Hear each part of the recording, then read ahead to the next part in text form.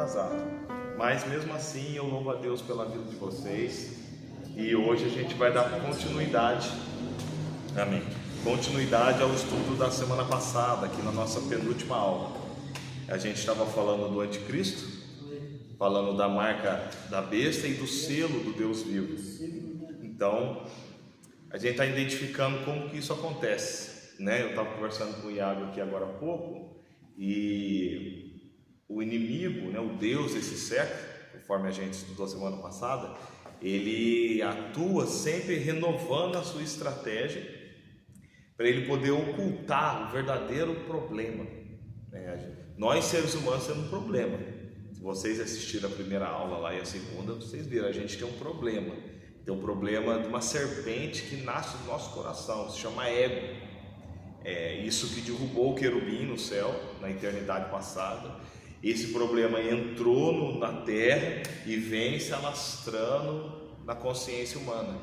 E enquanto a gente focar nas coisas exteriores, a gente não vai conseguir tocar o interior da coisa.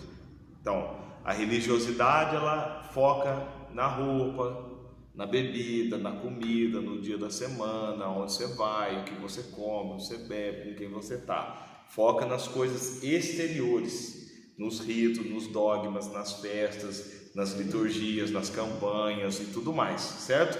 Em coisas exteriores. Então ela coloca o pecado naquilo que você come e bebe, faz ou deixa de fazer, conforme o apóstolo Paulo fala lá: não toques, não pegues em dias de sábado, lua nova, tal. Paulo fala, tudo isso não tem efeito nenhum no combate ao pecado. A gente não deve combater o pecado lutando com armas carnais, de coisas exteriores, não. A gente tem que discernir o problema, que é o alvo aqui do nosso curso. Discernir o problema. O problema está no homem. Quando eu digo homem, o homem é mulher. O problema está no ser humano, que lá no princípio deu voz à serpente do seu coração e se distanciou da casa do Pai, querendo viver do seu modo e da sua vontade, da sua maneira. O que ele fez? Ele construiu para si um próprio caminho, que levou ele a afastar da casa do Pai. Como é que Jesus explica isso? Na parábola do filho pródigo. Ele sai da casa do pai e ele vai para uma terra distante. Ele sai do jardim e vai para uma terra distante. Qual que é a nossa redenção? Tema da aula retrasada é voltar para a casa do pai a partir de uma mente restaurada e um coração limpo.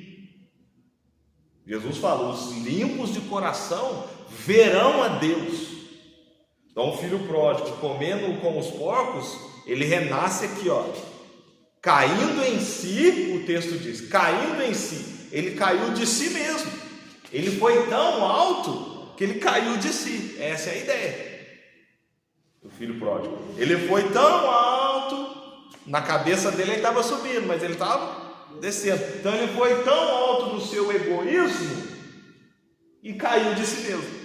Quando ele cai de si mesmo e se vê um lamaçal de pecado, ele fala: poxa, até o servo do meu pai tem pão. Ele muda a consciência, caindo em si. O espírito interior que habita a cada ser humano que vem ao mundo, ele está constantemente falando a sua consciência. Então, quando você dá a voz a essa consciência, a sua consciência, onde o Espírito Santo habita, e você cai em si, isso é o processo de conversão. Agora você, estando aqui, morrendo, você se converte e começa o caminho de redenção, o caminho de voltar para a casa do Pai. Agora, nesse caminho de voltar para a casa do Pai, o Espírito Santo que fez você cair em si, ele vai te selando até você ser completamente ganho por ele. Só que nesse processo de voltar para a casa do Pai, acontece o quê? A guerra, a batalha espiritual com as vozes do espírito do anticristo e do falso profeta e do dragão, que faz com que o quê? Querem manter você na sua ilusão egoísta. Isso, eles mantêm você na sua ilusão no lugar alto que você subiu, eles querem manter você ali. Então, quando você é chamado pelo Espírito Santo para o arrependimento, para voltar para a casa do Pai, forças contrárias querem te aprisionar naquele lugar. E isso que a gente está falando. Então, enquanto o Espírito Santo ele quer selar você, que esse selo vai se cumprir cabalmente quando você estiver na casa do Pai, existe o anticristo, o antimessias, a voz do falso profeta, da besta, que quer o quê? Manter você no seu egoísmo, que é onde você é selado com essa marca da besta. Porque se o que atua por trás do anticristo, do falso profeta e da besta é o espírito do dragão, que é o querubim, que é a antiga serpente, conforme Apocalipse capítulo 12, então o que está no dragão, o que está no falso profeta e o que está no anticristo é o espírito da serpente que está no Satanás. Então, o mesmo sentimento que ele tem, ele quer implantar na mente e na consciência de milhares de pessoas. Por isso que ele começa no Éden como uma serpente, quando chega no Apocalipse ele é um dragão. Ele cresceu, de serpente ele virou um dragão. Então ele tem acumulado mentes e corações que fez dele tão grande que agora ele é um dragão. Então é um coletivo de pessoas junto com esse espírito do anticristo que é um dragão. Por exemplo, Jesus pede para os discípulos dele e fala assim, vai até aquela cidade, vê se eu posso entrar lá. Aí Jesus chega e fala, eles falam, não, a gente não quer Jesus aqui. Aí eles voltam e falam, mestre, eles não querem você naquele lugar. Vamos orar para que caia fogo do céu e queime todo mundo. Vocês já ouviram isso? Aí o que Jesus fala para ele? Vocês sabem de que espírito vocês são? Eu vim para que tenham vida, e vida em abundância. Ou seja, esse sentimento dentro de vocês não é do Espírito Santo, é de outro espírito. Então Jesus pergunta, vocês sabem de que espírito vocês são? Vocês sabem quem que está colocando esse sentimento dentro de vocês? Não, vocês não sabem, porque se vocês soubessem, vocês não teriam falado isso para mim. Logo, o espírito do anticristo confunde você com o próprio Espírito de Cristo, usando a palavra, mas Elias fez o fogo cair do céu. Ué, mas choveu fogo do céu em Sodoma e Gomorra, olha a palavra, não está escrito? Não, mas caiu fogo lá, e o fogo simboliza Deus, e fogo. Aí você lê o Apocalipse, capítulo 13, fala o quê? Ele vai até cair fogo do céu, o falso profeta, para que o quê? Engane a muitos, e faz sinais, prodígios, que até fogo vai descer do céu, e a gente falando que é Deus. Johnny, não. Deus se conhece no Filho. O Pai se conhece no Filho, a expressão exata de quem Ele é. Então, existe esse cuidado ao interpretar a Escritura, e tem que ter Jesus como essa chave de interpretação. Amém? Amém. Vamos continuar então? À medida que a consciência vai sendo plasmada na matriz da verdade ou do engano, ou seja, à medida que a sua consciência ela vai se ligando com a verdade ou com o engano, duas coisas acontecem. Se a sua consciência ela pode ser moldada, lembra da semana passada? Se ela vai se moldando com a verdade, o selo do Deus vivo vai se tornar evidente na sua vida. Mas se ela for se moldando com o engano, o selo do anticristo vai se manifestar na sua vida. Então, se você amar a verdade, você está sendo moldado pelo Espírito. Se você amar a injustiça, você está sendo moldado pelo anticristo, o Espírito do anticristo. Essa é a verdade da Escritura, certo? Ou seja, se você perceber, o selo de Deus Pai, o do Cordeiro, ou o nome da besta se torna evidente. Então, à medida daquilo que a sua mente se encaixa, vai se tornar evidente na sua vida se você pertence a Deus ou se você pertence ao anticristo. Esse é o processo de escrever na consciência humana os atributos essenciais daquele cujo nome representa. Então, quando fala que o nome do Pai e o nome do Cordeiro estão na fronte, significa que quando você recebe o nome do Pai na fronte, você tem os atributos do Pai e do Filho. Você pensa igual e você age igual. Agora, quando você o nome da besta vai sendo inscrita na sua mente, o que acontece? Você vai ter os atributos da besta e do falso profeta. Então, o que significa o nome na fronte? É pertencimento, você pertence a algo. Significa que você pensa igual àquilo. E na mão, você age igual àquilo. Amém? Então, exatamente. O nome do Pai aqui é o Pai falando assim: você é meu, você é igual eu, você anda como eu, você age como eu. O nome da besta é exatamente a mesma coisa. Você é igual a mim, você faz igual a mim. E é isso aí. Por exemplo, se a gente vê o texto de 2 Timóteo, no capítulo 2, versículo 19, olha só que interessante. 2 Timóteo, no capítulo 2, no versículo 19.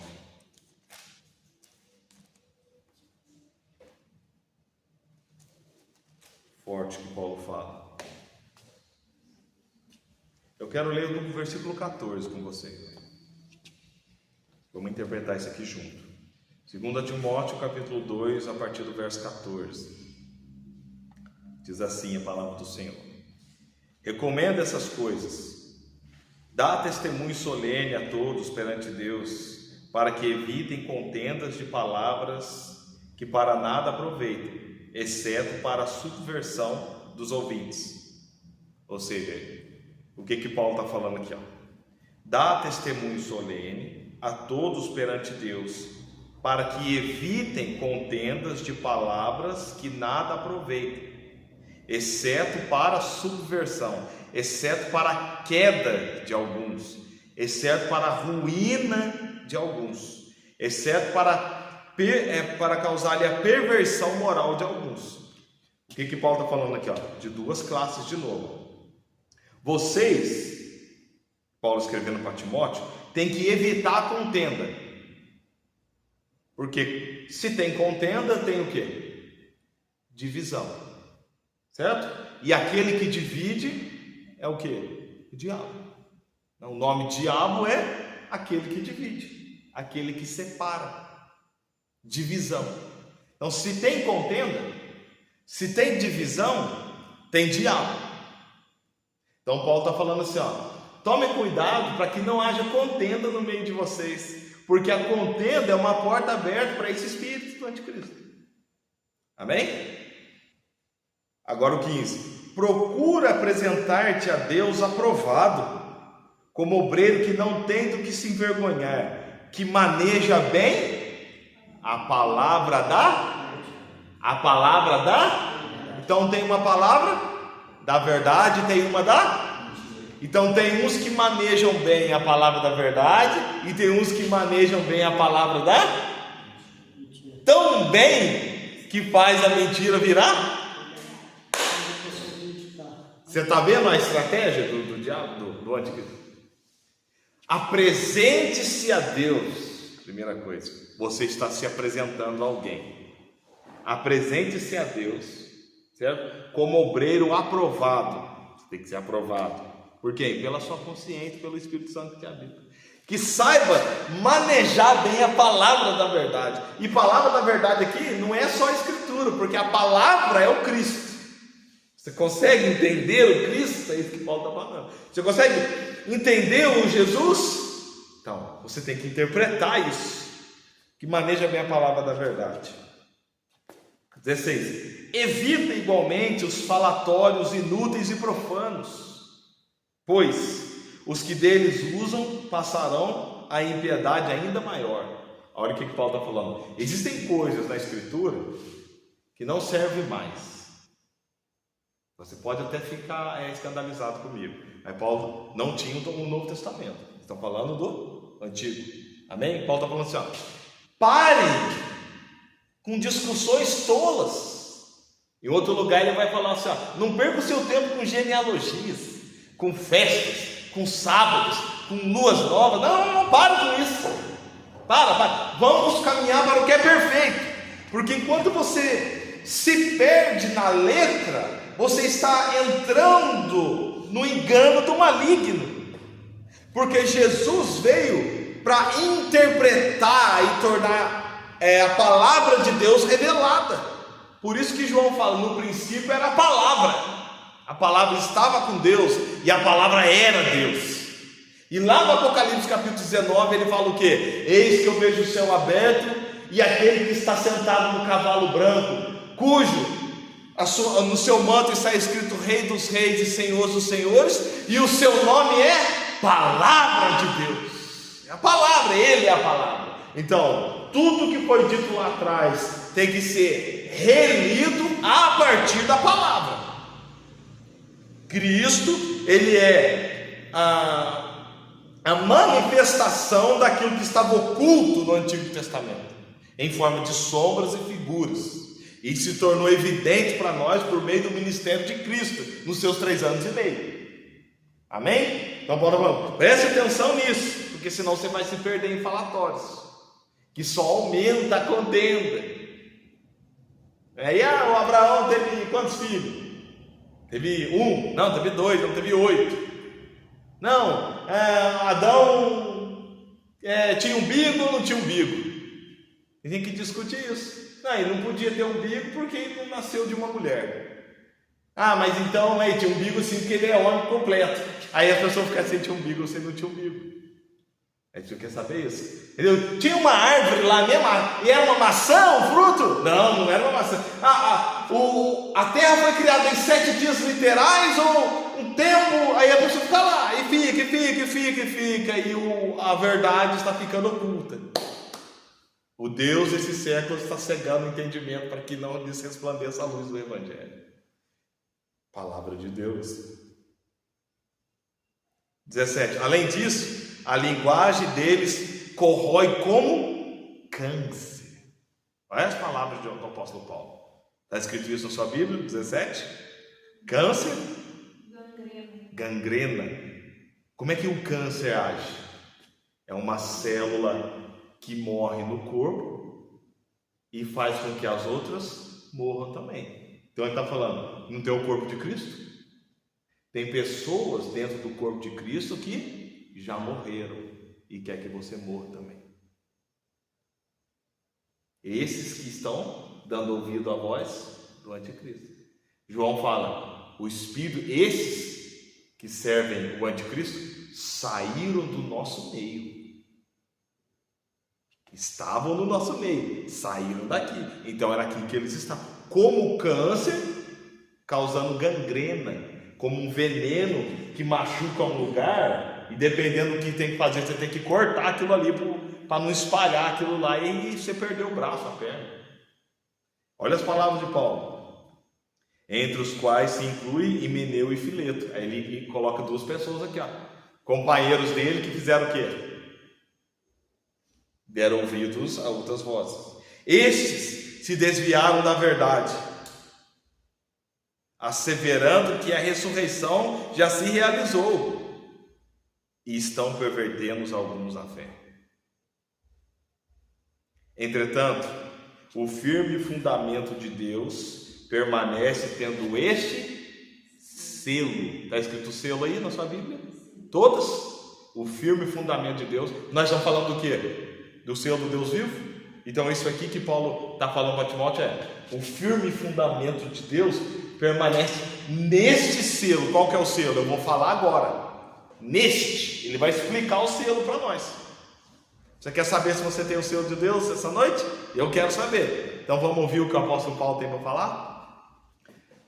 19. Entretanto, o firme fundamento de Deus permanece tendo este selo: o Senhor conhece os que lhe pertencem. E mais, aparte-se da injustiça todo aquele que professa o nome do Senhor. Então Paulo falando, sabe como é que é o selo de Deus? é quando você sabe que você é conhecido dele.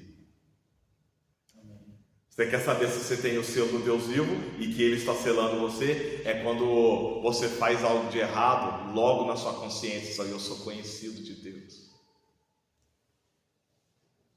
Aí você pode falar igual Davi: eu posso subir lá em cima, eu posso esconder lá embaixo, eu posso ir lá para aqueles cantos lá, mas eu sou conhecido dele. Porque o Espírito Santo pegou eu. É isso que ele está falando. O selo de Deus é, primeiro, Deus conhece você. Você tem essa consciência? Tem. Então o Espírito Santo está te selando. Segundo, a partir dessa consciência, o que você faz? Aparte-se do mal. Então você tem responsabilidade. Eu tenho responsabilidade. Qual? Apartar-se do... Porque se eu não me apartar, pode acontecer igual esses dois camaradas que ele falou aqui agora. Mesmo sendo conhecido de Deus, eu posso o quê? Também ser conhecido de outro e me tornar amigo de um outro espírito. Isso que Paulo está falando é muito sério para nós. Agora ele vai explicar ser conhecido de Deus e se desviar da injustiça. Olha o verso 20. Ora, numa grande casa, Paulo aprendeu certinho com Jesus. Jesus falava algo misterioso, aí ele contava uma parábola para explicar aquilo misterioso, para não ter dúvida. Ora, numa grande casa, não há somente utensílios de ouro e de prata, há também de madeira e de barro, alguns para honra e outros, porém, para desonra. Vocês estão numa grande casa, que utensílios vocês vão ser? Essa é a pergunta. Você vai ser um vaso de honra ou um vaso de desonra? Você está numa grande casa. Assim, pois, se alguém a si mesmo se purificar desses erros, então quem tem o selo de Deus começa a fazer o quê? Se purificar desses erros, ou seja, tomar cuidado para não se tornar um vaso de desonra dentro da casa. Será utensílio para a honra, santificado e útil ao seu possuidor, estando preparado para toda boa obra. Foge, outrossim. Não, isso mesmo, verso 22, Foge, outrossim, das paixões da mocidade. Segue a justiça, a fé, o amor e a paz com os que de coração puro invocam o nome do Senhor, e repele as questões insensatas e absurdas, pois sabes que só engendram contendas. 24. Ora, é necessário que o servo do Senhor não viva a contender, e sim deve ser brando com todos, apto para instruir e paciente, disciplinando com mansidão os que se opõem, na expectativa de que Deus lhes conceda não só o arrependimento para conhecerem plenamente a verdade, mas também o retorno à sensatez, livrando eles do laço do... vamos parar aqui, do diabo. O que Paulo está falando? Quem tem o selo, quem está sendo selado pelo Espírito Santo, ele ensina e tem paciência com aqueles que estão se afastando. Agora, se a gente olhar para o cenário de hoje, quando a gente pega um representante ou alguém aí que está aí na tela, que está em alta, você vê a pessoa, se diz um representante de Deus na terra, mas quando alguém o ofende, ele devolve com ira e com contenda. Qual que é o processo de selamento que essa pessoa está? Atrasado.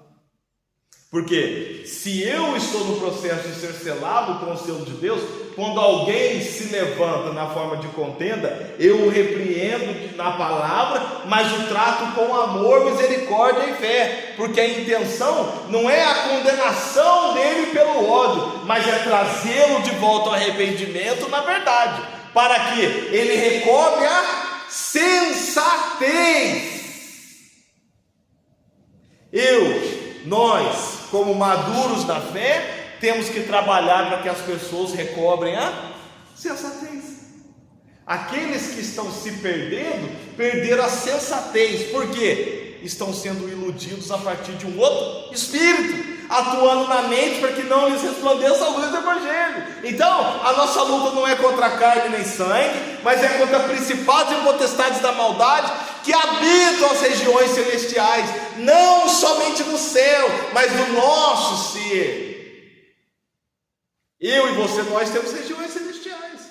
Porque como é que o reino do céu se habita, se você não tem região celestial dentro de você? Ou Jesus não foi isso que ele disse? O reino do céu está dentro de vós. Se o reino dos céus está dentro de mim, em mim tem uma dimensão celestial, e é aqui onde as batalhas acontecem. Então Paulo está falando, ó, quando alguém proceder de forma contrária à palavra de Deus, amando a justiça, repreende-o na palavra, mas tem o que? Paz, amor e misericórdia e paciência, para trazê-lo de volta ao arrependimento, para que ele recobre a sensatez. Ao cristão não compete o que? Contender. Não tem que brigar com os outros, não tem que brigar com o governo, não tem que brigar condenando A ou B, não. A gente tem que fazer o quê? Lutar para que as pessoas voltem à sensatez. É isso que é o problema nosso. É essa que é a falta de educação da igreja. A igreja hoje está mal educada, porque ela é insensata. A gente vê uma posição política e já quer brigar com aquilo.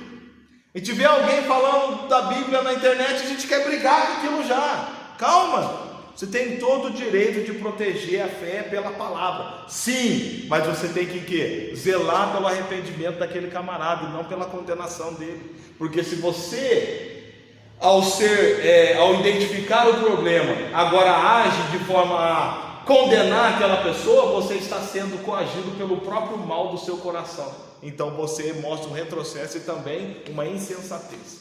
Você cai no mesmo erro. O cristão amadurecido fala o quê? Pai, perdoa-lhes, porque eles não sabem o que fazem. É esse o alvo que a gente tem que alcançar, não é? Na cruz igual a Jesus Cristo. Você acaba compartilhando também. Exatamente. Então, olha o versículo 26. Mas também ao retorno à sensatez, livrando-os dos laços do diabo, tendo sido feitos cativos por ele, para cumprirem a sua vontade. Essas pessoas que assim estão no laço do diabo, cativas, aprisionadas por ele, para fazerem a vontade dele. Então, nós estamos sendo selados pelo Espírito Santo, mas se nós não nos dedicarmos nessa caminhada, o que existe? O laço do diabo para me escravizar, a fim de que eu seja selado para fazer a vontade dele. Então, ou eu prossigo para fazer a vontade de Cristo, ou eu vou retroceder para fazer a vontade do diabo. E esse diabo não é só aquele querubim, mas é principalmente o ego do meu coração, porque é ele que dificulta as coisas. Eu estava dizendo para o Iago, a Bíblia fala que o diabo ele anda como leão ao nosso derredor, bramando, procurando a quem possa tragar. Mas ele pode estar ao meu redor e ao seu derredor ao mesmo tempo? Sim ou não? Não. Não? Sim? Quem acha que é sim? Levanta a mão. O diabo pode tentar eu ali na minha casa e pode tentar o Wesley lá em Cachoeira ao mesmo tempo? Quem acha? Se isso é verdade, o diabo é onipresente. Concorda? Ele está aqui e está lá. Mas onipresença é um atributo só de Deus. Então como que ele pode tentar você e me tentar ao mesmo tempo, em diferentes lugares? Logo, não é isso que a Bíblia está querendo dizer. Ela fala de uma tentação que está em todo ser humano e que pode o derrubar em qualquer lugar e em qualquer momento. Ele usa a figura do diabo como leão procurando alguém a quem possa tragar. Só que esse querubim que caiu, ele não pode estar lá em Cachoeira e não pode estar aqui em Cruzeiro. Ah, não, mas tem demônios que servem ele, que vai lá e faz fofoca da minha vida para ele manda, arruma um plano e faz aquele demônio que lá, ele arruma um plano para outro e vai, não. Você sabia que o Satanás que tentou impedir Jesus de ir até Jerusalém para morrer foi Pedro? Para trás de mim, Satanás! Jesus falou para ele, olha, cuidado, esse leão conseguiu abocanhar você. Judas, que andava com Jesus, Jesus falou, na verdade eu vos escolhi 12, mas um de vós é o... Ué, ele estava falando de Judas ou ele estava falando do querubim? De Judas. Então qual que é o problema aqui? É que nós colocamos os nossos problemas numa entidade fora e esquecemos que nós temos a nossa fraqueza carnal, que também tem os mesmos atributos que podem nos derrubar. Paulo fala, miserável homem que sou, quem me livrará de Satanás? Não, miserável homem que sou, quem me livrará do corpo desta morte? Porque eu quero fazer o bem, mas o Lúcifer não deixa. É isso que ele fala? Não, eu quero fazer o bem, mas eu encontro em mim uma lei que me impede. Portanto, quando eu quero fazer o bem, na verdade eu faço o mal. E ele culpa quem? Miserável homem que sou. Quem me livrará do corpo desta morte? Mas graças a Deus que enviou seu Filho, e por intermédio dele ele venceu a carne e nos abriu um novo e vivo caminho. Qual? Rompe com a sua carne, que o diabo não vai ter mais poder sobre a sua. Então, resistir ao maligno e ele fugirá de... Primeiro, resista à maldade dentro de você, que daí você não vai dar armas para o maligno fora de você. Se você resistir à maldade do seu coração, não haverá mais demônio e capeta capaz de vir na sua vida para querer alguma coisa, porque só tem poder a partir daquilo que você entrega para ele. Jesus, em certo dia, ele falou assim, quem de vocês me convence do pecado? Ele fez um desafio, quem é aqui que pode me convencer, me fazer pecar? Porque o pecado é errar o alvo, e eu não vou errar o alvo, porque eu sei o meu chamado, eu sei do Deus que eu tenho crido, e vou cumprir aquilo que Ele chamou para a minha vida. Então não vou perder o alvo, e no meu alvo eu permaneço fiel, portanto o diabo não tem nada em mim. Quando ele vai ser traído no Getsemane, ele fala assim, vamos pessoal, porque essa é a hora das trevas, e o príncipe desse mundo se aproxima, mas ele nada tem em mim. Isso vai ser para se cumprir a vontade do meu Pai, porque ele não tem nada em mim que ele consegue pegar e para derrubar. Ele já tentou e em todas elas Deus me fez vencedor. E Ele quer fazer isso com a gente, só que a gente tem que discernir o nosso inimigo. Então tem uma batalha interior que a gente tem que tomar cuidado, porque é aqui que a gente é selado. Então, eu não estou negando a existência de um diabo, não estou negando a existência de demônios. Eu estou só aqui, pela graça de Deus, tentando tornar claro o plano desse maligno e ocultar o verdadeiro problema que está dentro de nós. Porque Jesus fala assim, quem quiser vir após mim, negue o Lúcifer, pegue a sua cruz e me... Foi isso que ele falou? Não, poxa, negue-se a si mesmo. Ou não foi isso que Jesus falou? Quer vir após mim? Negue-se a si mesmo. Então, quando ele chama Pedro de Satanás e Judas de diabo, ele está falando, cuidado que você pode se tornar esse tipo de coisa.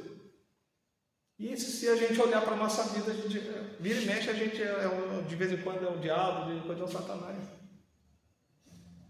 Ou estou mentindo? Só eu que faço essas coisas? Se for, me perdoe. Não, mas não é. Você já mentiu? Pronto. Já ficou com raiva de alguém? O problema não é você agir às vezes com com esse princípio de diabo e Satanás.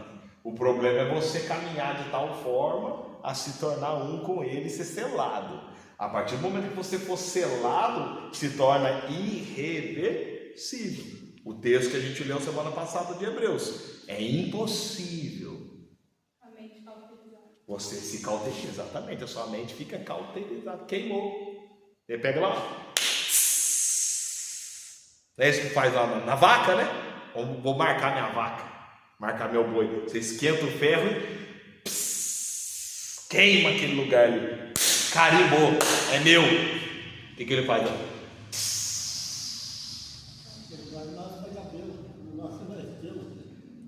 Não nasce mais nada naquele lugar, na verdade, morreu. É verdade, morreu.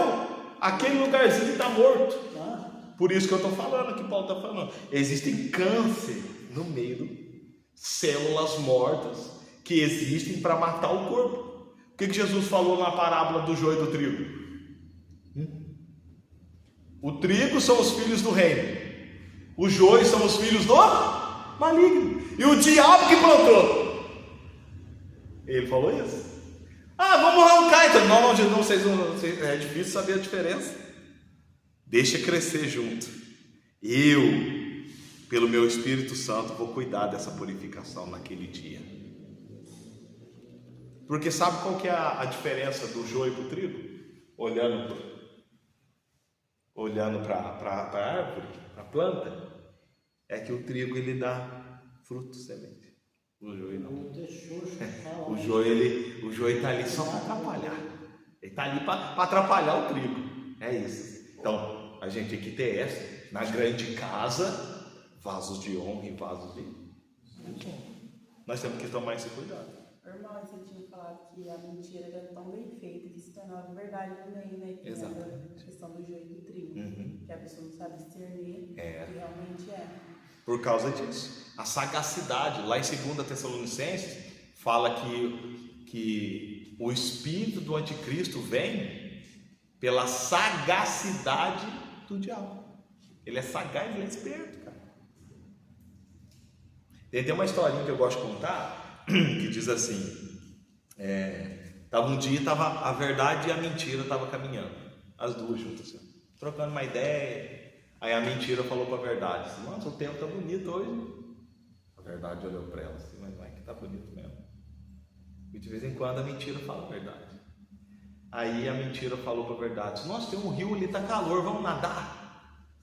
A verdade, não, aqui o rio está bonito mesmo, vamos nadar. Aí a mentira falou assim, você tira a sua veste e põe aqui, eu tiro a minha veste e põe aqui. E a verdade falou assim, mesmo, então. A verdade tirou a veste dela.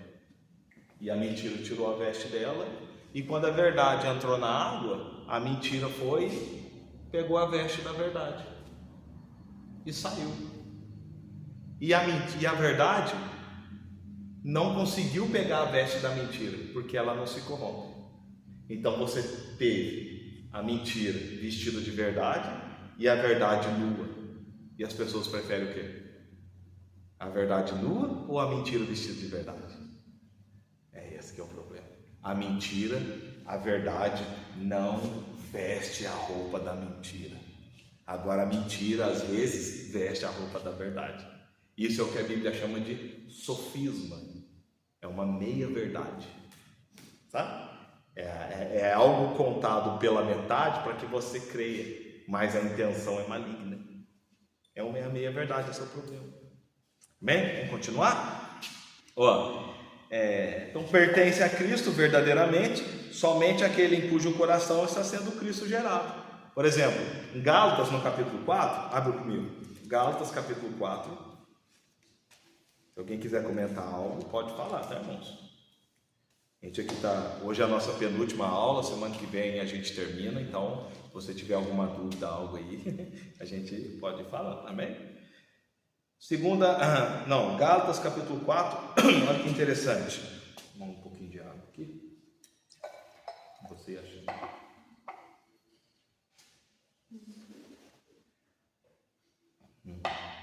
Olha só. Meus filhinhos, vamos ler do versículo 12. Gálatas 4:12. sede qual eu sou, pois também eu sou como vós. Irmãos, assim vos suplico, em nada me ofendestes. E vós sabeis que vos preguei o Evangelho a primeira vez por causa de uma enfermidade física. E posto que a minha enfermidade na carne vos foi uma tentação, contudo, não me revelaste desprezo nem desgosto. Antes, me recebestes como anjo de Deus, como o próprio Cristo Jesus. Que efeito, pois, da vossa exultação? Pois vos dou testemunho de que, se possível fora, terias arrancado os próprios olhos para me dar. Tornei-me, porventura, vosso inimigo por dizer a verdade? Está vendo aqui? Não, o papo aqui não é verdade? A verdade não é o selo de Deus? Então Paulo está escrevendo aos Gálatas, porque os Gálatas, eles estão sendo enganados pelos judeus da época a se distanciarem do ensinamento de Cristo e voltarem para a lei de Moisés. Então Paulo está falando assim, ó, vocês me receberam com carinho, sabe? Eu estava doente, vocês me acolheram, pô, vocês cuidaram de mim como se fosse o próprio Jesus. Agora eu estou falando a verdade para vocês, vocês estão tristes comigo, não estão entendendo. Cadê aquele carinho? Cadê aquele cuidado? Porque quando você fala a verdade, você mexe com as coisas. Então Paulo, ao falar a verdade, parece que eles foram perdendo aquele carinho, aquele respeito. Falou, eu estou magoando vocês por falar a verdade? Acaso eu já me apresentei para vocês na mentira? Claro que não. 17. Os que vos enganam, no caso, não fazem sinceramente. Os que vos atraem, mas querem afastar-vos de mim, para que o vosso zelo seja a favor deles. É bom ser sempre zeloso pelo bem, e não apenas quando estou presente convosco. Meus filhos, por quem, de novo, sofro as dores de parto, até que Cristo seja gerado em vós. Olha o que Paulo está falando. Os Gálatas aqui, eles haviam crido? Sim. Eles já tinham se convertido? Sim. Mas Cristo já tinha sido formado dentro deles? Não. Então, salvação é um processo. Redenção é um processo. O selo do Deus vivo é um processo. Embora eles haviam crido, embora eles haviam aceitado Jesus, recebido o Espírito Santo, mas o Cristo não tinha sido ainda gerado dentro deles, porque é um processo. E quando o Cristo não é gerado dentro de você completamente, o que acontece? Existe um outro Espírito. Não, isso não pode acontecer. Isso não pode. E Paulo amava tanto a palavra e a igreja que ele sentia a dor de parto. Vocês são meus filhos, eu estou aqui como uma mulher grávida. Cada contração que vocês têm dói em mim. Agora eu estou vendo vocês voltar para trás. Não estou entendendo, isso machuca. Vocês são filhos meus na fé. Ou seja, a palavra do Cristo foi implantada dentro de vocês como semente, e agora ela está crescendo dentro de vocês. Mas vocês estão querendo o quê? Fazer um aborto? Estão querendo parar isso agora? Eu estou perplexo. Verso 20. Pudera eu estar presente agora convosco e falar-vos com outro tom de voz, porque me vejo perplexo a vosso respeito. Paulo Marcelo, eu não estou acreditando. Imagine se Paulo escreveu isso aqui, tá? Ele estava preso, se não me engano. Imagine se ele estivesse lá, qual o tom de voz que ele usaria? Eu queria estar com vocês e usar outro tom de voz, porque na carta às vezes vocês não sabem o tom que eu estou usando, mas se eu tivesse aí vocês iam saber. Eu ia falar com vocês como um pai fala com o filho, e é isso que falta do nosso meio hoje. Pessoas que falam como pai, usando um outro tom de voz, uma outra maneira de se expressar mais forte. Por quê? Porque a voz do maligno é forte, e a gente tem que combater com uma voz forte da mesma maneira. Por exemplo, você lembra que quando Maria se achou grávida e ela ficou com medo, o que o anjo Gabriel falou para ela? Quem lembra? Maria, não temas, porque o que está sendo gerado em você está sendo gerado pelo Espírito Santo. Bom, Maria, ao conceber Jesus, é a representação do Cristo sendo gerado em todo aquele que crê. E esse é o trabalho de quem? Do Espírito Santo. Então, qual que é o nosso papel? A nossa consciência testificar com a do Espírito Santo que eu sou filho. Para que o quê? Eu dê essa liberdade de gerar o filho para que ele possa vir para o mundo. Isso é o tema da nossa próxima aula, para a gente encerrar. Os filhos de Deus são aqueles que traz Jesus para fora. Essa é a ideia. Você alcança, você vive a redenção em água, você vive a salvação. A parte de você ter que dar a luz para Cristo. É assim, esse é o exemplo. Paulo fala, por que ele está gerando em vocês aqui? Para que vocês dêem a luz, tragam ele para fora. Então, a parousia, que é a segunda vinda de Cristo, essa palavra parousia, ou parúzia, significa o quê? Manifestação. Sabe? Quando Cristo vier, na verdade é o oculto se tornando revelado. Mas isso fica para uma outra hora. Amém? Então você tem essa ideia aqui, e você tem também Apocalipse capítulo 12. Abre lá comigo, por favor. Apocalipse capítulo 12. Olha só. Falando de parto, de dar à luz. Apocalipse 12. Olha que interessante. Verso 1.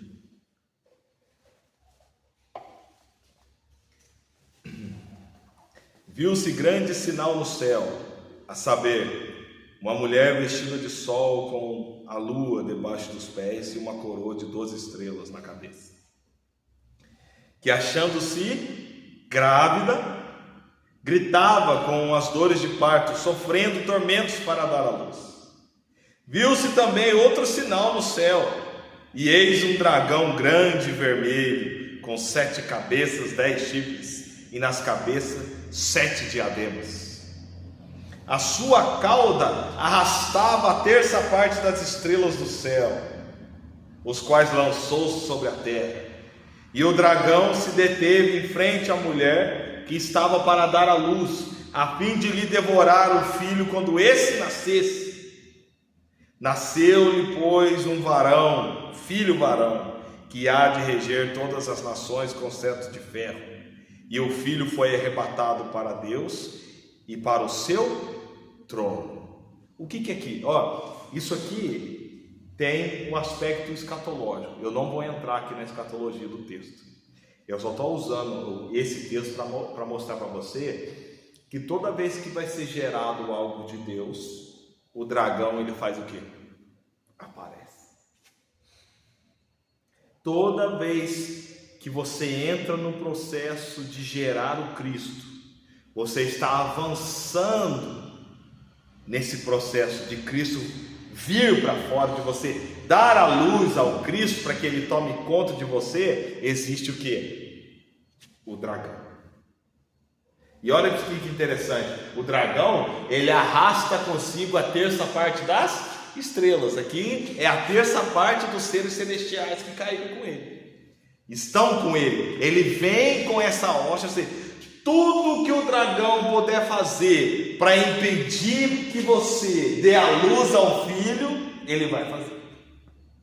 Então, ele não está aí com a roupa que você veste, a comida que você come, aquilo que você bebe, a música que você ouve, o lugar que você vai, com quem você fala, com quem você conversa. Não, ele está interessado em barrar o filho nascer dentro de você.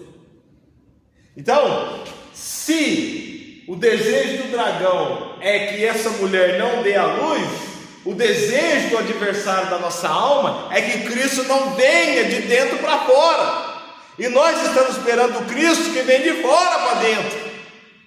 Mas se nós cremos e o Espírito Santo habita em nós, os atributos de Cristo têm que sair de nós, que não vai entrar. Porque os frutos são do Espírito. Não é isso que Paulo fala? Os dons celestiais, os frutos do Espírito, lutam contra o quê? Atos capítulo 6. Ou seja, o Espírito Santo milita contra a sua carne, porque um não quer fazer a vontade do outro. E os frutos do Espírito são bondade, longanimidade, paz, mas o fruto é dele. O fruto é dele. Então, quando é que o fruto vai acontecer? De dentro para fora. É a parousia, é a manifestação daquilo que está oculto. Só que eu estou esperando Jesus vir. Mas ele falou: eu estou com vocês até a consumação do século. Vocês estão esperando eu vir da onde? Eu vou voltar, claro que eu vou, de forma visível, gloriosa. Eu vou descer do céu, eu vou descer, o céu vai se enrolar como um pergaminho, eu vou chegar até vocês. Só que esse encontro só vai acontecer quando eu sair de dentro para fora. Entendeu? Enquanto eu não for revelado numa expressão aqui na terra, eu não venho no céu. É isso que vai acontecer conosco. Então, Maria, em certo sentido, ela representa a própria igreja. Certo? Porque quando Cristo, para vir ao mundo a primeira vez, ele precisava de uma mulher como? Virgem, pura, santa e noiva já. Não era isso? Os atributos? Ele precisava disso para nascer de um ventre ao mundo. E agora, para ele voltar, o que ele precisa? Igreja seria virgem, santa. Uma noiva adornada, sem mancha, virgem e ataviada. É o Apocalipse capítulo 19. Quando ele vem, é dito aqui embaixo: ó, eis que a noiva a si mesma já se ataviou, está pronta para encontrar com o noivo. O noivo vem quando a noiva estiver pronta, e a noiva vai estar pronta quando o quê? Ela estiver pura, virgem, santa e ataviada. Como? Quando o Espírito Santo sair de dentro para fora e começar a gerar os seus frutos. Mas nós estamos relacionando com Deus, ele lá e eu aqui. Você sabia que a igreja esquece o Espírito Santo? O Espírito Santo hoje ele só aparece na igreja quando o pessoal fala em língua. É impressionante. Nossa, você viu, o irmão está cheio de Espírito Santo. O Espírito Santo hoje só aparece na igreja quando alguém às vezes dá um rodopio, alguém cai. Quando alguém, com aquela voz, né? Eita, varão! E prega, eles temos que prega assim, né? E seca o suor e vai, e olha, e Deus manda e eu vai. Nossa, o cara está cheio do Espírito Santo. É assim que o pessoal vê o Espírito Santo. Jesus era cheio do Espírito Santo? Era. Na onde que ele estava? A gente esquece essas coisas, sabe? Jesus estava em todo lugar, falando com todas as pessoas, alcançando todo mundo, falando com pecadores e prostitutas, meretrizes, na casa do fariseu, na casa do ladrão. Por quê? Porque eu tenho que trazer as pessoas de volta para a sensatez e trazer elas para o caminho do arrependimento. Está entendendo? Por isso que ele falou para Zaqueu: ó, eu vou comer na sua casa hoje. Aí Zaqueu, quando Jesus chega na casa dele, ele fala: mestre, senta aí. Eu vou pegar tudo que eu tenho e vou devolver. Aí Jesus fala assim, olhando para ele: e tudo que eu roubei eu vou restituir 4 vezes mais. Aí quando ele fala isso, Jesus fala assim: ó, hoje entrou salvação na sua casa. Por quê? Você recobrou a sensatez. Jesus não pregou para ele, você sabia? Jesus estava andando e ele queria ver Jesus. Então ele sobe na árvore e Jesus olha para ele: eu vou na sua casa hoje, cara. Aí Jesus foi na casa dele. A presença do Cristo fez o quê? Ele se constrangiu, sabe? Ele olhou e falou assim: ó, quer saber uma coisa? Não dá para ficar do mesmo jeito, mas não. Eu vou voltar atrás, eu vou me arrepender. Então Jesus conseguiu o primeiro passo, ó, trazer o arrependimento. Agora, Senhor, eu vou devolver tudo que eu roubei. Não, peraí, eu vou devolver 4 vezes mais a sensatez. Agora entrou salvação na sua casa. Quando ele pisou lá, ele podia ter falado, não podia? Chegou a salvação. Entendeu? Ele não podia ter falado isso, não. Mas a salvação se manifestou quando saiu de Zaqueu, o quê? As palavras de um verdadeiro arrependido, e os frutos do Espírito Santo começou a manifestar na hora. Eu vou devolver 4 vezes mais. Então a salvação, Jesus disse, entrou a salvação nessa casa, mas na verdade está falando, está vendo a salvação saindo, filho? Você só vê a salvação não quando ela entra, você só sabe quando ela sai. Então para Jesus ele está vendo entrando, mas você só percebe quando sai. Então entrou salvação na sua casa. Hoje entrou salvação na sua casa. Por quê? Porque você entendeu o propósito. Você pensou no próximo. Pronto, devolver para o próximo e 4 vezes mais. Então, você acha que o dragão tentou contra a vida de Zaqueu? Você acha que ele falou assim, não, devolver tá bom, mas 4 vezes mais? Não teve isso não?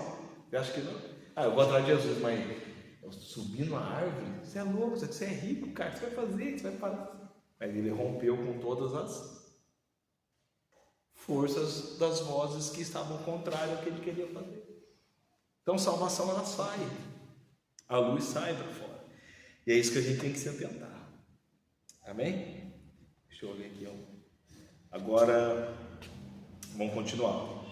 Então, para a gente concluir, engana-se, portanto, aqueles que, sem nenhuma relação orgânica com Cristo, julgam terem sido selados com o Espírito Santo.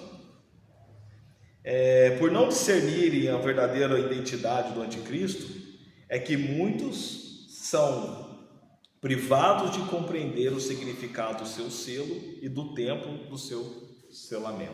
Então tudo gira em torno da nossa ignorância com respeito ao assunto do anticristo, ao selo dele, ao espírito dele. Por exemplo, se você ler João, você pode anotar e ler depois na sua casa, 1 João capítulo 4 e 3, vai falar o quê? Que o espírito do anticristo já está no mundo. Depois pode ler 1 João 2, 22, vai falar de novo que o anticristo já está presente no mundo. Ele já saiu por aí, já está desde o princípio. Então as pessoas pensam que estão se livrando do anticristo, mas na verdade estão sendo seladas por ele. Você vai ver Jesus falando em Mateus capítulo 15, versículo 8, vocês me honram com os lábios, mas o coração está longe de mim. Você vai ver Jesus falando em Mateus capítulo 24, no versículo 10, falando que nos últimos dias o amor de muitos se esfriará e uns trairão uns aos outros. Vai começar uma discórdia, uma divisão. O diabo, o dragão vai operar geral pela falta de amor. Então nós temos que tomar cuidado disso. Desde os tempos remotos, o homem da iniquidade está sendo gerado na consciência humana, enquanto o espírito que nega o Pai e que nega também o Filho. João fala, quem é o anticristo, senão aquele que nega o Pai e o Filho? Negar é negar em si. Não é falar assim, eu sou contra Deus. Não é isso. Negar é negar os atributos do Cristo dentro de nós. É assim que se nega. Não é falar assim, eu não creio em Deus, não. Negar é negar a verdade. Negar é negar o meu próximo. Quando eu nego o meu próximo, eu nego o Pai e nego o Filho. Quando eu nego aquele que carece de misericórdia, eu nego o Pai e nego o Filho. Quando eu deixo de ser misericordioso, compassivo, benevolente, amoroso, eu sei que, eu não estou falando que eu faço isso, estou falando que a palavra pede que a gente faça isso, a gente tem que procurar com zelo a lutar para fazer isso. Nós não conseguimos fazer, a gente tenta, mas muitas vezes a gente não faz. Por quê? Porque tem uma força contrária. Mas pelo estudo da palavra, a oração, meditação, pela conversa com o Pai, com o Filho, com o Espírito Santo, você fala, Senhor, tenha liberdade em mim. Toda vez que eu tiver que ter misericórdia, me ajude a ter misericórdia. Toda vez que eu tiver que liberar o amor, me ajude a liberar o amor. Não me deixe julgar, apontar, condenar, derrubar. Mas eu quero ser a sua imagem, a sua semelhança, eu quero me parecer com o Senhor. Então se livre de todo o ódio, de toda a contenda. Não deixe essas coisas operar dentro de vocês, porque vocês vão atrair mal para vocês mesmos. E aqui, a última característica que eu queria compartilhar com vocês é que o anticristo ele não é só um espírito individual, ele também é coletivo. É uma junção de forças que atuam nesse mundo, do qual a gente não faz parte mais. Por isso a Bíblia chama a gente de peregrinos em terra estranha. Não. Primeira coisa, eu não pertenço a esse mundo. Eu estou aqui, mas daqui eu não sou. Amém? Foi isso que Jesus falou. Embora estando aqui, eu não sou daqui. Pilatos perguntou para ele, você é rei dos judeus? Ele falou, não, meu reino não é desse mundo aqui não.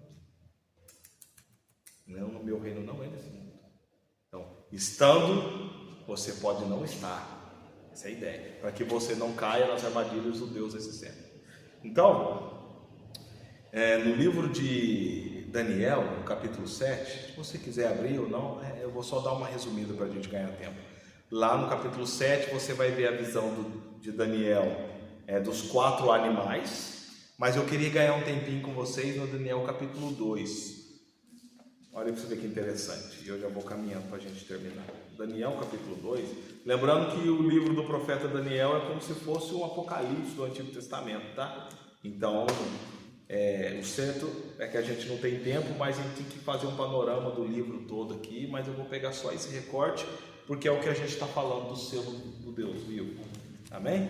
Então olha que interessante. No capítulo 2, o que acontece? Nabucodonosor ele tem um sonho. Amém? Você pode ler depois lá. Ele tem um sonho e ele sonha com... Ninguém consegue interpretar o sonho dele. Né? Ele fala, não, se ninguém trazer a revelação aqui, eu vou matar todo mundo. Eu não quero saber, eu vou matar. Mas qual que é o sonho? Eu não vou contar o sonho, vocês têm que saber o sonho também. Mas você não vai falar nem o sonho? Não. Você tem que saber o sonho e interpretar o sonho, senão eu vou matar. Aí ninguém consegue, aquela loucura toda, aí alguém, vamos falar com o Daniel, porque o Deus que ele serve interpreta os mistérios. Aí eles pegam o Daniel, traz a presença do rei, e o rei fala assim, você interpreta o sonho? Ele fala, eu não, mas o Deus a quem eu sirvo sim, e ele é capaz de interpretar os mistérios que ele revelou para você, Nabucodonosor. Então Deus revelou para Nabucodonosor os mistérios da história dos reinos na terra, certo? Então Deus também age naquele que a gente menos acredita, mas ele tem o quê? Os seus para interpretar aquilo. Ele dá um sonho para Nabucodonosor e depois ele dá um sonho para Daniel. Esses dois sonhos se encaixam na profecia bíblica. Então Daniel fala, assim o Senhor estava na sua noite, deitado, dormindo, parará, de repente o Senhor sonhou com uma grande estátua.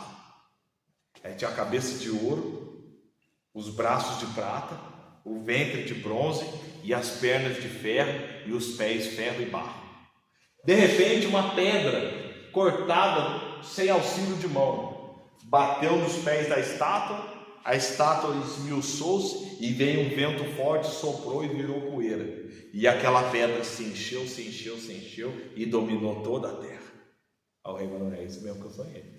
É isso aí, sonhei isso aí, cara. Você já não vai morrer. Aí Daniel não acabou, agora tem interpretação, porque o Deus a quem eu sirvo é o Deus dos mistérios, e ele vai me dar a interpretação.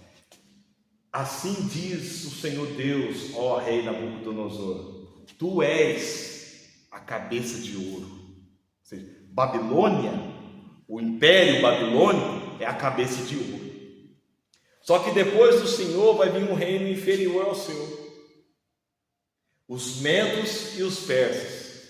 Por isso que os dois braços de prata, o reino medo e o reino persa. Depois um reino inferior, não em poder, mas em qualidade. Percebe que depois vem um ventre de bronze, que é o Império Grego de Alexandre o Grande. Vem o Império Grego. E depois um outro reino forte como ferro.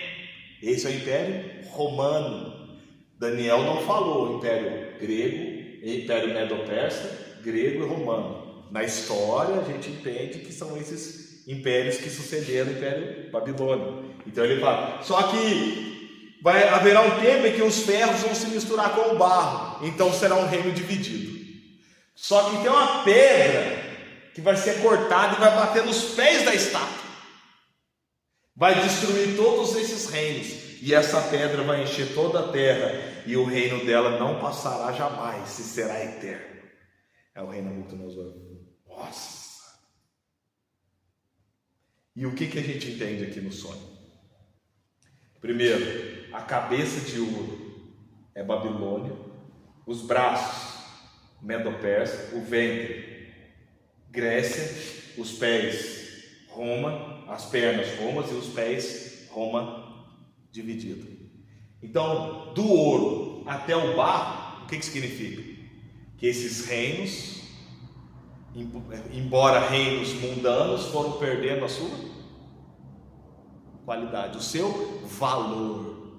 Significa que a pedra cortada sem auxílio de mão é o reino dos céus que virá na eternidade. Jesus Cristo voltando como a rocha do Pai vencedora, que vai bater exatamente nos pés, que é os dias que nós vivemos hoje. O Império Romano está dividido na atual Europa, desfacelado. Então, não é mais Babilônia, não é mais Medo-Persa, não é mais Grécia, não é somente Roma, mas é Roma dividida, é o Império Europeu hoje. Roma está hoje na Europa totalmente desfacelada, partes fortes e partes fracas. Então significa que nós estamos ao passo da pedra chegar, porque ela vem nos pés, e os pés é os tempos que nós estamos hoje. O que falta? Os 10 dedos, mas isso é um estudo de escatologia, deixa isso para lá. Nós vamos entrar nos 10 dedos, que é onde acontece o que a gente está esperando, a parousia, a volta de Cristo, certo? Então o que ele está falando aqui? Você percebe que os reinos vão piorando à medida que avançam na história? Mas agora a pergunta que eu faço é: a cabeça de ouro é Babilônia, e Babilônia é formada do quê? Pessoas, um coletivo. Não tem que ter o rei, não tem que ter o governo, tal. Medo-Persa não é formada a mesma coisa? De rei, sacerdotes, de pessoas. Grego e Roma. O que significa isso? É que várias pessoas, vários reinos, vários povos constituem uma só imagem, uma só estátua, um só homem. Mas qual é a semelhança de todos esses reinos?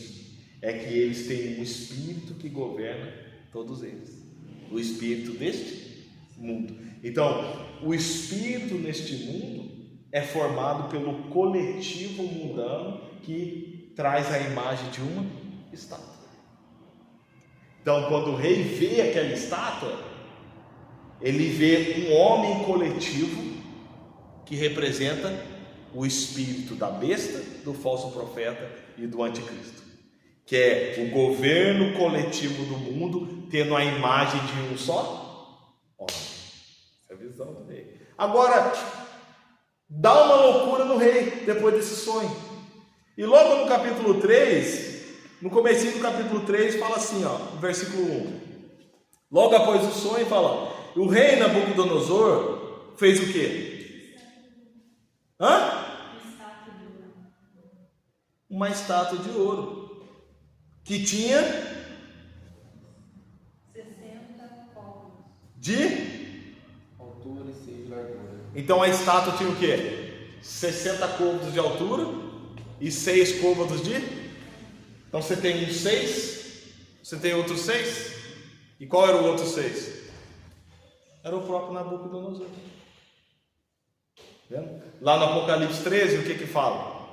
Vamos lá ler? Não desmarca Daniel não. Apocalipse 13.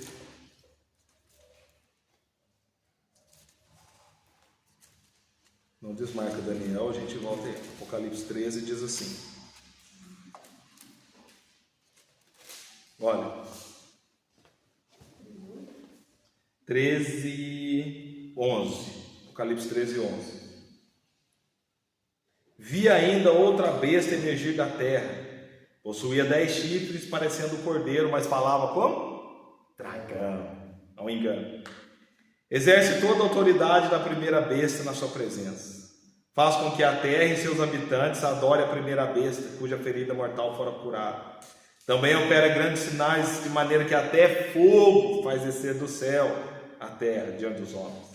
Seduz os que habitam sobre a terra, por causa dos sinais que lhe fora dado executar diante da besta, dizendo aos que habitam sobre a terra que façam uma imagem da besta, aquela cuja ferida sobrevivera. E foi-lhe dado comunicar fôlego à imagem da besta, para que não só a imagem falasse, como ainda fizesse morrer quantos não adorassem a imagem da besta. A todos os pequenos, os grandes, os ricos e os pobres, os livres e escravos, fez-lhes que seja dada certa marca sobre a mão direita e sobre a testa, para que ninguém possa comprar, vender, senão aquele que tem a marca, o nome da besta, o número do seu nome. Aqui está, e aqui precisa de sabedoria.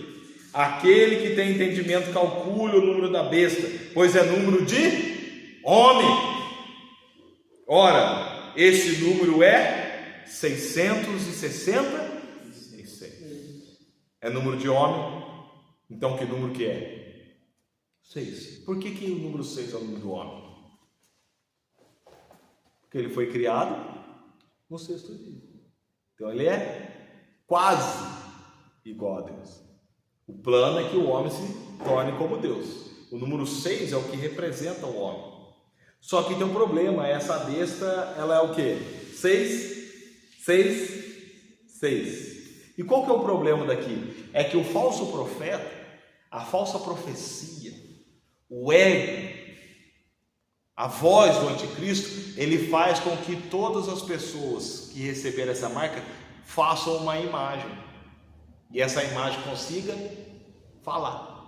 Aí qual que é o erro de quem estuda a escatologia? Pensa que é uma estátua que vai ficar falando. Pensa que é um holograma que vai falar. Pensa que é um robô, porque nós estamos no século 21, não deve ser um robô, não. Essa imagem é o coletivo que se ajunta e agora tem voz. Representado na onde? Na visão de Daniel, do rei Nabucodonosor.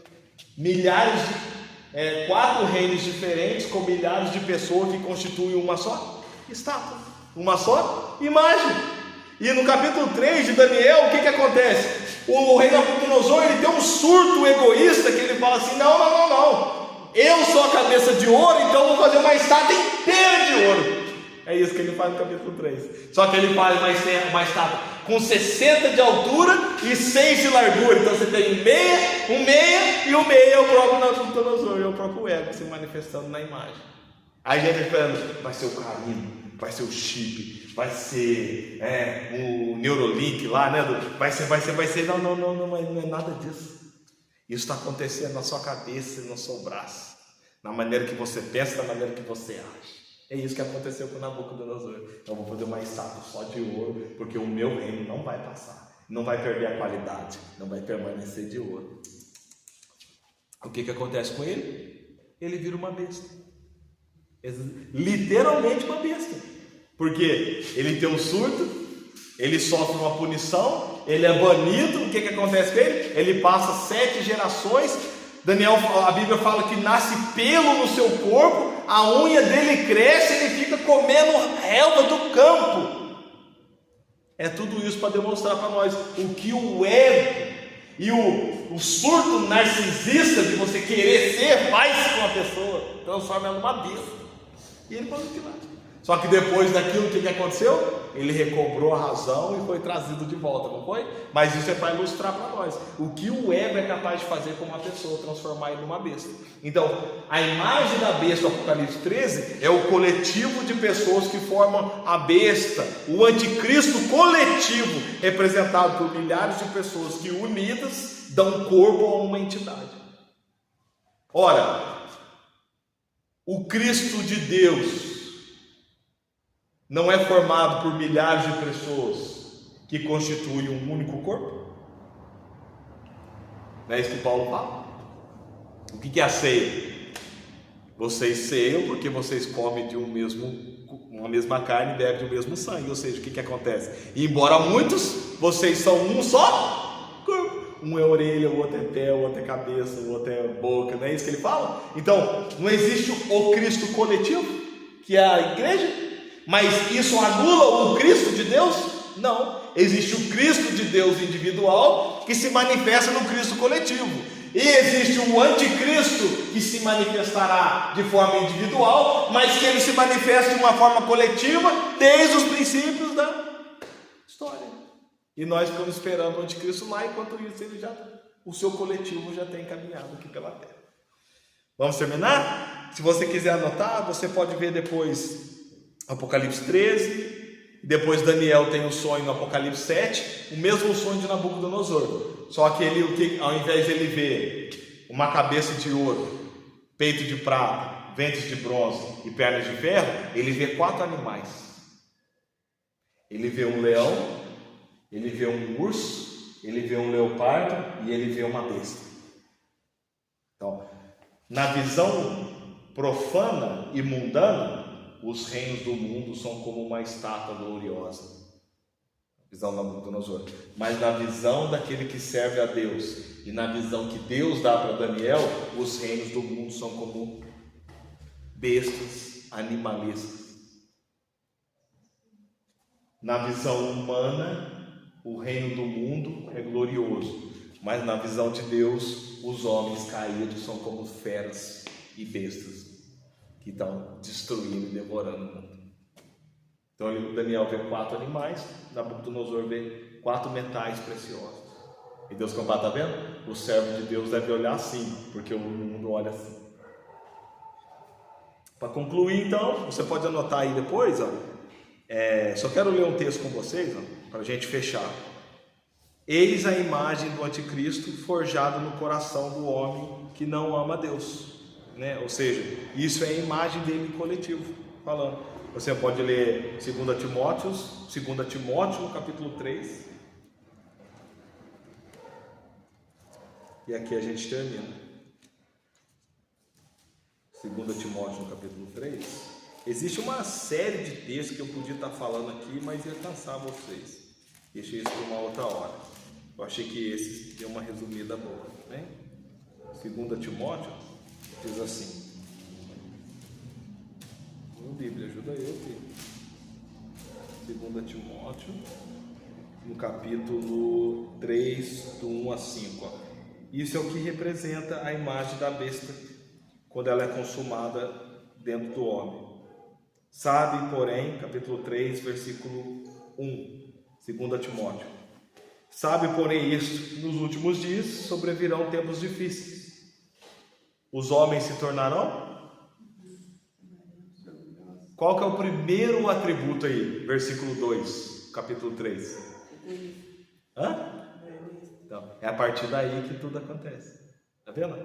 Verso 1. Sabe, porém, isso. Nos últimos tempos sobrevirão tempos difíceis. Pois, o tempo difícil é em razão do quê? Do ego.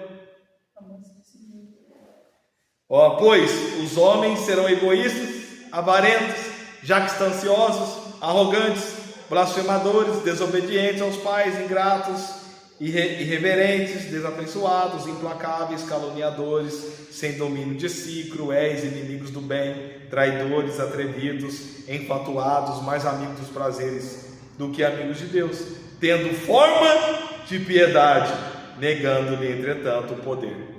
Foge dessas coisas. Então essa é a imagem coletiva da besta.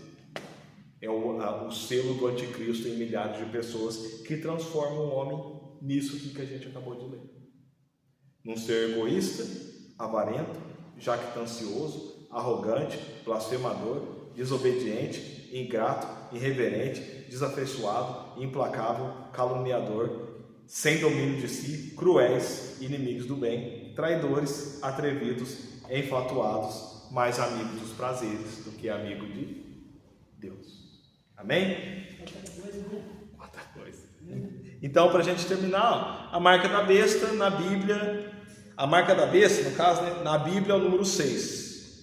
Representa pelo homem, porque o homem foi criado no dia 6. Então, quando o homem, 6, toma o lugar da divindade, 3, Pai, Filho e Espírito Santo, o homem, 6, toma o lugar do 3, a gente tem meia, meia, meia. O homem se torna completamente egoísta, ocupando o lugar do Pai, do Filho, do Espírito Santo. Por isso que lá fala, eis o número da besta, é número de homem, e o seu número é 666, 666. É o homem a si mesmo elevado no seu ego, ocupando o lugar do Pai, do Filho e do Espírito Santo no seu coração. A marca do anticristo representa o intento da serpente desde os primórdios da história. Sereis como Deus. É o homem elevado, ele quer que o homem seja como Deus. Portanto, o número da besta é um selo espiritual gravado na alma do indivíduo. Refere-se à formação de uma consciência na testa, anticrística, contrária aos princípios do Evangelho e que se manifesta exteriormente pelas obras daqueles que praticam, ou seja, na mão, segundo as intenções e propósitos de um coração amante de si mesmo. Você quer lutar contra alguma coisa? Peça para Deus te dar força para batalhar contra o seu próprio coração. Porque a Bíblia diz, de tudo que deve guardar, guarda o teu coração, porque dele procede as raízes da vida. Jesus falou que entra não contamina o homem, mas o que sai contamina, porque o que sai procede do coração. Então peça para o Espírito Santo, Senhor, cele a minha vida a partir do meu coração e da minha consciência.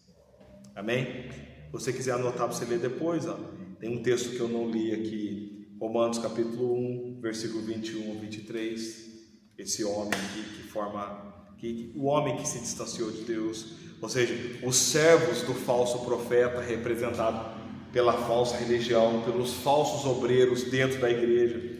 2 Coríntios capítulo 11, versículo 13, 2 Timóteo capítulo 4, versículo 3 a 4, Apocalipse 13, versículo 11 e 12 e Apocalipse 19, 20. Tudo isso representa os falsos mestres que estão no meio da igreja como o joio, enganando o povo de Deus. Amém? 2 Timóteo 3, 1 a 5, 2 Coríntios 11, 13, 2 Timóteo 4, Apocalipse 13 e Apocalipse 19. Todo esse texto fala dos falsos profetas e desses homens maus. Amém? Glória a Deus. Vamos orar? Eu louvo a Deus pela sua vida e espero vocês para a próxima segunda, nossa última aula. Eu vou fazer um resumo sobre os filhos de Deus, sobre a eternidade, sobre a vinda do Senhor Jesus e sobre o reino milenar. Amém? Graças a Deus.